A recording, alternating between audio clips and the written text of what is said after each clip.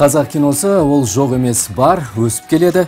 Бірақ онда аттап өте алмайтын және айналып кете алмайтын тақырыптар бар. Бүгін сол туралы әңгіме қозғайтын боламыз. Осы мақсатта voxpol.com сайтының дебат студиясына кино сыншы, кино танушы мамандарды шақырған болатын, біз таныс болыңыздар. Бекжан Байгенжиев және Дана Әмірбекова.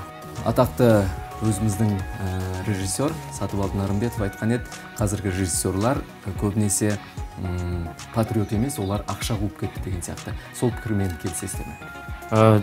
Ақша қуып кетті деп толық мәнде кесіп айтуға келісуге болмайтын шығар, себебі әртүрлі режиссерлер бар қазіргі уақытта. Тек өнер үшін түсіріп жүрген және тек ақша үшін де түсіріп жүргендер бар. Оны ара-жігін ажырату үшін ол фильмдердің анализіне қарауға тура келеді. Қаншалықты кино тілі бар онда, қаншалықты мәнге ие, одан кейін қаншалықты көрерменіне пайдалы режиссермен бірге. Егер де нақты айтатын болсақ, мысалға қазіргі уақытта кино прокатқа шығып жүрген фильмдердің ішінде комедия жанрында көп түсіріліп жүрген фильмдер, келісуге болады, танымалдылық пен ақшаға бағытталған фильмдер.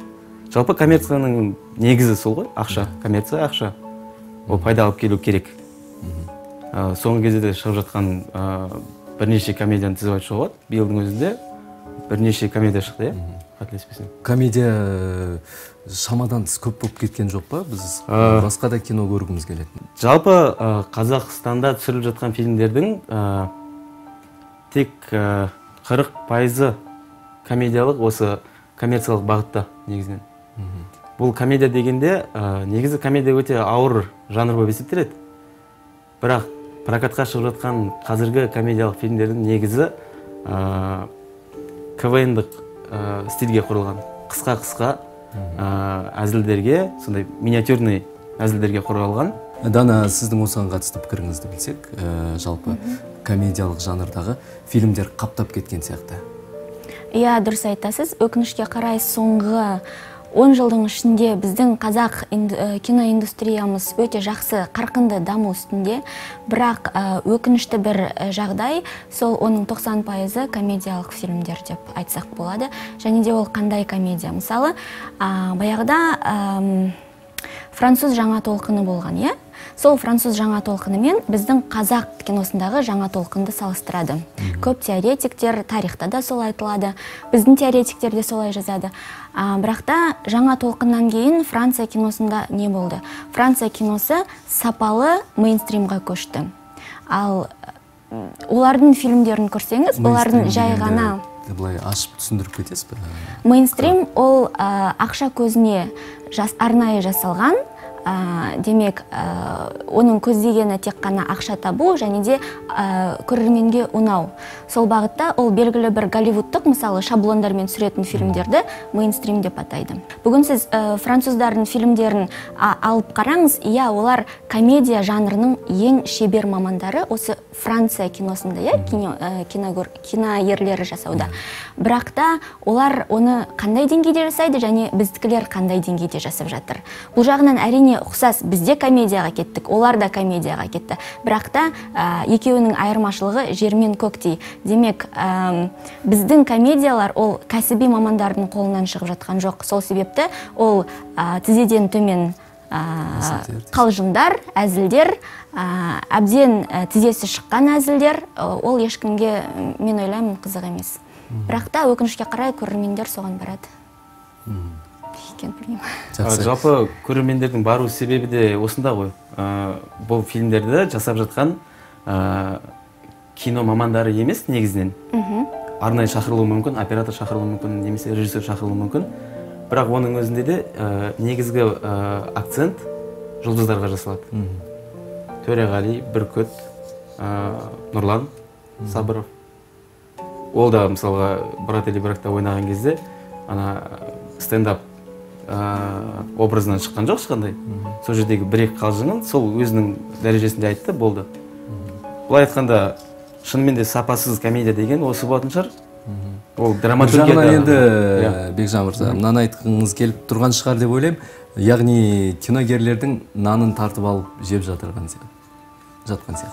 Жоқ, нан тартып алды деп айтуға келмейтін шығар. Себебі кино мамандары түсіріп жатқан фильмдердің дәрежесі әлдеқайда жоғары. Ол фильмдер бізде кино заңы, мысалы кино туралы заң енді қабылданып жатыр. Қабылданды деп хабарлады. Енді оны қашан ашып көрсететінін мен білмеймін. Бірақ енді көретін болсақ, мүмкін ол жерде айтылуы бойынша прокатқа байланысты нақты заң болады. То есть ол дегеніңіз Қазақстанда өндірілген фильмдердің барлығы дерлік кинотеатрдан көрсетілетін болады. Бұл Айдылхан Ержановтың да фильмдері ертең түсірілетін, Дәржан Өмірбаевтың фильмдері, Нариман Төлебаевтың фильмдері, Эмир Байғазиннің фильмдері. Яғни барлық жаңағыдай байқауға деп бөліп тастамайды, барлығы көрсетілетін болады. Иә. Байқауға деп негізі бұған дейін де бөлген емес еді ешкім.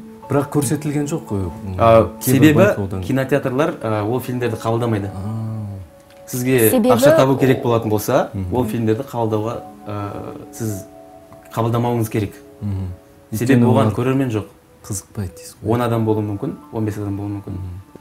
Голливудта қазіргі уақытта жалғыз Голливуд емес, жалпы әлемдік практикада бар артхаус фильмдер, өнер фильмдері барлығына бірдей ұнайтындай дәрежеде бола алады.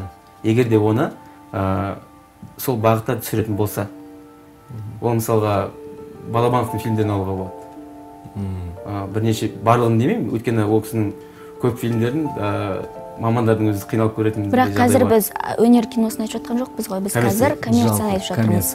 Қазақстандағы мейнстримнің дамуын және оның өте сапасының төмен екенін айтып жатырмыз. Енді сіз де келісесіз ғой, сапасы жағынан, яғни қазіргі шығып жатқан дүниелер төмендеу деген. Коммерциялық фильмдердің сапасының төмендігіне келісемін.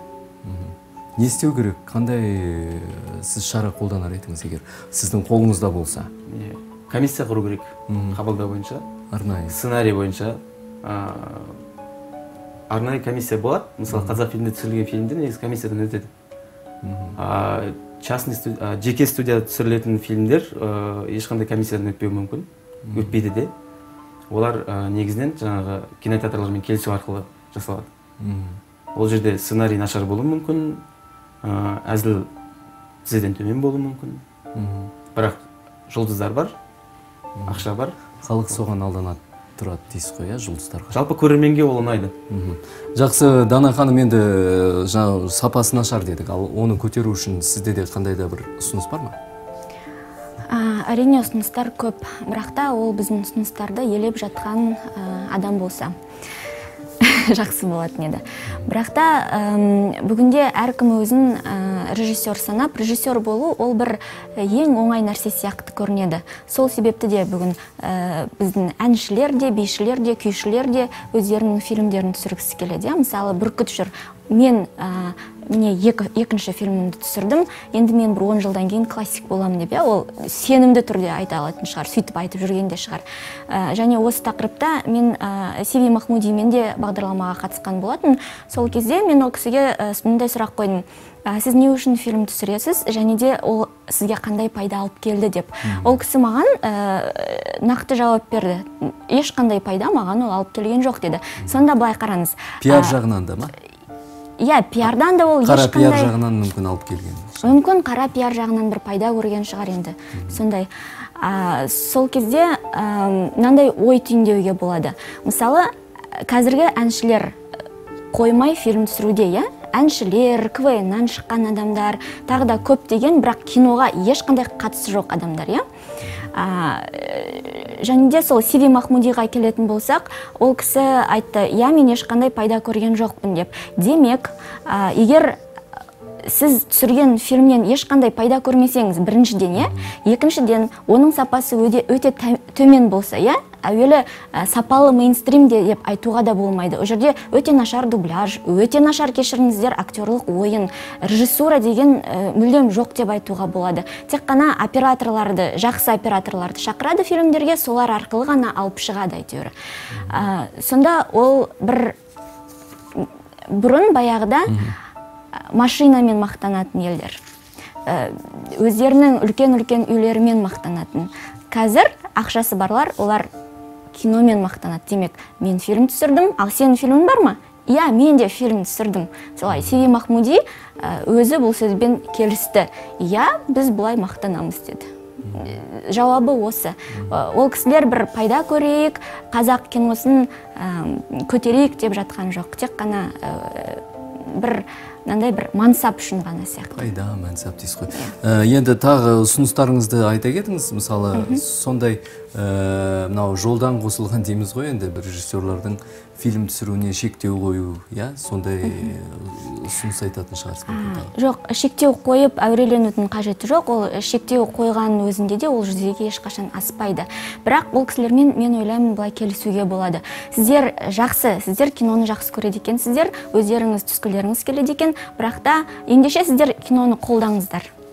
Демек, продюсер болыңыздар, режиссер болып, ол жерге актер болып, жармасудың қажеті жоқ деп ойлаймын.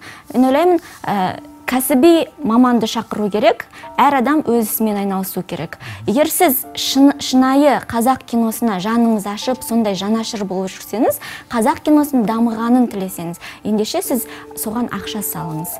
Шетелде қалай? Шетелде де дәл солай. Мысалы, ең бай адамдар шетелде киноға ақша салады, сол арқылы пайда көреді. Бірақ та олар ол жерде, ол инвестиция кәдімгі. Сол олар үшін кәдімгі пайданың көзі. Бірақ ол кісілер ол жерде режиссер болып, актер болып, білмейтін ісін білемін деп көкірек қақпайды. Жалпы ұлттық мүдде туралы айтатын болсақ, Бекжан мырза, ұлттық мүдде деген біздің кейбір киногерлер жаңағы ауылдағы қазақ үйді көрсетіп, сондай жағынан ғана ұлттық мүддені насихаттап жатырмыз деген сияқты пікірлерін айтады. Сіз жалпы бұндай ұлттық мүдде туралы не айта аласыз? Қазіргі таңдағы фильмдердегі кейіпкерлердің қаладағы кейіпкерлер қазақша сөйлесін, мейлі қазақша кино алсын, орысша сөйлесін, немесе айырмашылық жоқ. Қайсы бірін болса да ауыстырып қоятын болсаңыз, басқа ұлттың адамына айырмашылық болмайды. Ерекшелік, қалай? Идентификация әлі жоқ фильмдерде. Ұлттық идентификация әлі көрмейді. Сіздің пікіріңіз қандай? Жалпы ұлттық нақыш деген ол бір өте күрделі мәселе, және де ол өте көп мынандай дау-дамай тудырады. Біз мысалы өзіміздің дәріс берген кезде де студенттер екіге бөлініп, біреулері қолдайды, біреулері бар дейді, біреулері жоқ дейді деген сияқты. Бірақ та мен ойлаймын, ұлттық нәрсе дегенді қазір көп адам қате түсінеді. Демек, егер сіз ұлтты көрсеткіңіз келсе, егер сіз нағыз қазақты көрсеткіңіз келсе, ендеше барыңызда ауылдағы қазақ үйді көрсетіңіз, атпен шауып келе жатқан бір адамдарды көрсетіңіз, немесе сондай бір салт дәстүрді ғана көрсету арқылы ұлттық құндылықтарды, нағыз қазақи нақыштардағы фильмдерді көрсетуге болады деп ойлайды. Бірақ ол түбегейлі қате пікір деп ойлаймын. Өйткені ұлттық кино, ұлттық нақыштағы фильмдер, олар қазақтың жанын көрсететіндер, жанын ашатын, сезіндіретін, қазақтың иісін сезіндіретін фильмдер. Демек, тек қана Дамир Манабаймен, тек қана Шәкен Аймановпен, Қожықовтардың фильмдері ғана ол ұлттық нақыштағы фильмдер деп қарастыру ол өте қате. Және де, мысалы, Дарижан Өмірбаев, бүкіл әлем мойындаған режиссер. Кез келген әлемнің түпкіріне барсаңыз, қай режиссерді қазақтан танисыз десе, Дарижан Өмірбаевты айтады ең бірінші. Бірақ та ол кісінің бір фильмінде қазақ үй жоқ, бір фильмінде бір атпен шауып жүрген, немесе бір салт дәстүрді көрсетіп жатқан ешқандай көріністері жоқ. Дегенмен ол фильмдерде қазақтың иісі аңқып тұр. Демек, ол біздің жанымызды, біздің болмысымызды жеткізетін фильмдер. Кино сондай болу керек. Енді қазір көп талқыланып жатқан мәселе бұл қазақ тілінде көрсетілімдердің көбейтілуі. Яғни қазіргі таңда кинотеатрлар тек қана таңғы уақытта ғана кино көрсетіп жатыр екен. Осы мәселеге қатысты сіздердің пікірлеріңізді білсек, Бекжан мырза. Біріншіден жаңа айтқандай, қазіргі қабылданып жатқан кино туралы заң осы мәселені қарастыру керек деп ойлаймын. Ішінде әлі белгісіз, бірақ прайм тайм кешкі уақыттарда түнге дейін берілетін де мүмкіндік. Өйткені адам жұмыс уақытында ол фильмдерге бара алмайтыны енді барлығымызға белгілі ғой. Сіз өзіңіз іздеп көресіз бе, қазақша көргім келеді деген сияқты? Мен қазақша фильмдерді іздейтін болсам, мен интернеттен іздеймін, немесе таныстарынан, немесе коллегаларынан барып сұраймын. Кинотеатрдан іздеп көресіз? Кинотеатрдан көретін фильмдерді мен негізінен интернеттен іздеп табамын. Ол шығып біраз уақыттан кейін мен интернеттен пиратский вариантта көремін. Шыны керек. Өйткені мен кинотеатрға барып, ол жерде қай кинотеатрға барғаны да байланысты. іші таза бола ма, лас бола ма, сондай бір уақыт жоғалтатындай, уақыт пен қаржыны жоғалтатындай фильмдер емес көпшілігі. Болды, бір-екі фильм баруға болатындай. Орысша айтқанда не стоящий дейді ғой енді, тұрарлық емес. 2000 теңгемді беріп деген сияқты, Одан да мен таксимен үйге қайтып, интернет қосып көргенім жақсы. Дана, сіздің пікіріңіз? Менің пікірім түбегейлі керісінше десем. Өйткені мен премьераларды ешқашан қалдырмауға тырысамын. Бір фильм мен көрмей қалсам, бір фильмнің өзін, ол үшін мен үшін өте үлкен трагедия. Сондықтан мен ертесінде барып оны студенттермен талқылауым керек, сол үшін мен оның бәрін білуім керек. Және де, дұрыс айтасыз, өкінішке қарай қазір бүкіл кинотеатрларда қазақша киноны, қазақша фильмдерді табу өте қиын. Мысалы, бір апта бұрын ғана Күлтегіннің қазақшасын таппай қойдық. Себебі, оны уақыты қойып қойған, түске дейін қойған, өте қолайсыз уақытта. Бірақ та сол жерде адамдар көп, қазақтар жүр мысалы. Біз қазақпыз, біз қазақша көрейік, бұл біздің ұлттық алғашқы көп жылдан бері қайта жанданған анимациялық фильміміз, және оның режиссері оны қазақ тілінде түсірген. Қандай фильмді болса да, оны оригиналын көрген дұрыс қой. Мысалы, ағылшынша түсірілген фильмді ағылшынша көрген дұрыс. Орыстардың фильмін орысша көрген дұрыс. Дәл сол сияқты қазақтың фильмін қазақша көрген дұрыс деп ойлаймын. Және де бұл тұрғыда осы кино туралы заңның қабылданған өте күтіп жүргенбіз және өте қуаныштымын. Енді бұдан кейін біз сөйтіп іздеп, білмеймін, басқа бір мемлекетте жүргендей бір күй кешпейтін шығармыз деп үміттенемін. Өйткені қазақтың фильмдері, олар әлемдік фильмдерден ешқандай төмен емес деп ойлаймын. Жалпы өнер киносын айтқан кезде, авторлық туындыларды айтқан кезде, әуелі біз фестивальдерге барып қараймыз, кейбір кезде ол басқа мемлекеттерден де жоғары тұрады, бір саты, екі саты. Сол себепті оның өз көрермені бар, және де біздің қазақ тілді көрермендердің құқығын қорғау керек сияқты. Мен әрқашан кинотеатрларға барған сайын қазақ тілінде көруге тырысамын, және болмаса кәдімгідей шу шығарып, әйтеуір мен жек көретін шығармын. Бірақ та соның өзі әрине көмектеспейді, осы заңды күтіп жүрміз. Бүгін, яғни бізде студиямызда шу шықпады. Жалпы тағы да сізді мазалаған кино саласына қатысты қысқа нұсқа пікіріңізді айта кетсеңіз, осы қазіргі қазақ киносының дамуына қатысты, оның кемшіліктеріне байланысты. Қуанышқа орай, соңғы 10 жылда қазақ киносы қайта даму үстінде. Демек, әр бағытта өрбіп, жан-жақты даму бағытында. Жыл сайын ол өсу үстінде. Демек, мен тек қана комедиялардың түсуіне, және ол комедияларды мүлдем кинодан алшақ адамдардың түсіруіне өте қарсымын. Бірақ дегенмен де бұл фильмдердің өзі сол біздің қазақ киносының санының артуына жақсы ықпалын тигізіп жатыр. Демек, егер сан өссе, сапа өсетін шығар деп үміттенудемін.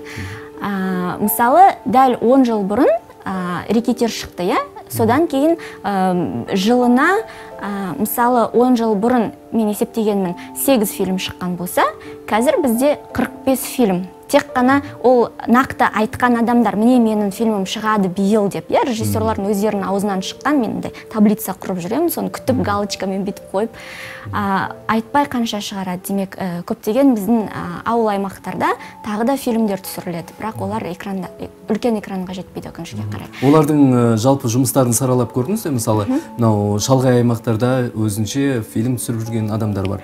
Олар туралы не айта аласыз? Қысқа нұсқа сол пікіріңізді біле кетейік.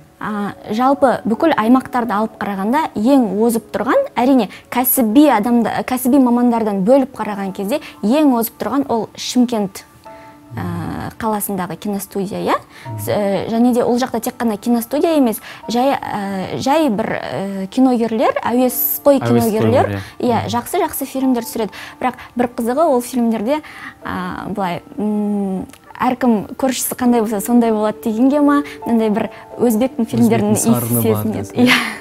Бұның да бір себебі бар ғой. Ол жақта жалпы прокатта диск арқылы немесе таралымда жалпы көп фильмдер өзбекше.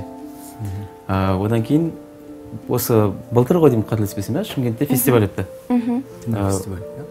Не облыс дәрежесінде ма өткен болатын, қателеспесем.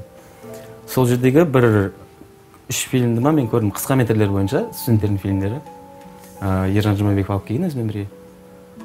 Фильмдерін көргенде мен таңғалғаным, бір бала мистикалық жанрда түсірген. Өзі бұлай, қалай айтсақ болады, арнайы маман емес, бірақ фильмдерді көп көретіні байқалады. Өзінің фильм арқылы сол әбден көрген, өзінің қалай талғамы қалыптаса бастаған, талғамы пайда бола бастаған. Қалған 2 фильмге қарағанда жоқ, 2 фильмге емес, қалған 3-ші фильмге қарағанда, наверное, әлде қайда бір кинематографиялық фильм болып тұрды. То есть кинематографиялық түйсігі бар. Түйсігі бар деп атайық. Жоқ, салыстырмалы түрде үшеуінің арасында кинематографиялық болып тұрды. Бұл деген шын мәнінде мысалға кейбір режиссерлер бар, мүлдем оқымаған, бірақ ол ешқандай оның құқығы жоқ деген сөз емес. Егер де ол талпынатын болса, ізденетін болса, ол қолынан келеді деп ойлаймын. Бірақ ол үшін әрине үлкен еңбек керек болады. Енді сіздің түйіндей кетіңіз сөзіңізді, сонымен біз бүгінгі шығарылымды аяқтайық. Бір сөз айтып кетсем болады ма? Қазір қайтадан Бекжан, сен бәрін қателестіресің. Мысалы, сен айтып жатсың, ештеңке оқымайда режиссер болуға болады дейсің, е? Демек, ол диплом ол маңызды емес, е? Мен сенмен толыққанды келісемін, 100% келісемін. Дұрыс, бірақ оқу ол не? Оқу деген ол диплом алу емес, оқу деген ол Квентин Тарантино. Неге Квентин Тарантино? Өйткені ол сол туғаннан бастап ең үздік, әлемнің ең үздік режиссерларының үздік фильмдерін көріп өскен режиссер, я? Сондықтан ол кісіні сен оқымаған, білімсіз деп айтуың өте қате пікір, егер дипломы жоқтарды қарастыратын болсаң.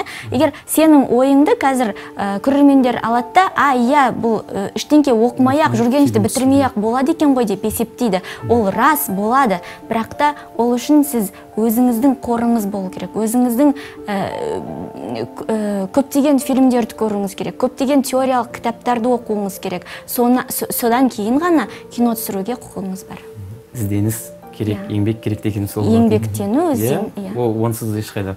Жоқ, қазір көбі әйтеуір жақсы сапалы камера алсам болды деп ойлайды. Ол өте қате. Бүгін, яғни біз қазақ киносының кемшіліктері деген тақырыпта ой бөлістік. Осыған қатысты айтар сауалдарыңыз болса, немесе ойларыңыз болса, төменгі жақта коммент қалдыруға болады. Сонымен қатар voxpol.com сайтына кіріп дауыс беріңіздер. Көп рахмет келгендеріңізге. Амандықпен қауышайық.